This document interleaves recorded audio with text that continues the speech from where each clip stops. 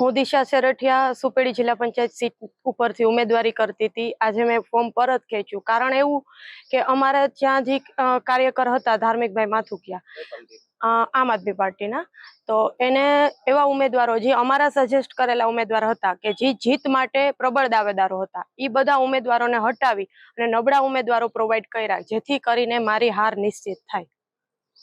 નબળા ઉમેદવાર આપવા પાછળનું કારણ શું? ધાર્મિકભાઈનો હેતુ શું હતો? ભાજપમાંથી એના સાસુને જિલ્લા પંચાયતની સુપેડી સીટની ઉમેદવારી એને કરાવેલી હતી અને એને ટિકિટ મળે એમ હતી, એટલે આ એની પ્રી પ્લાનિંગ હતું.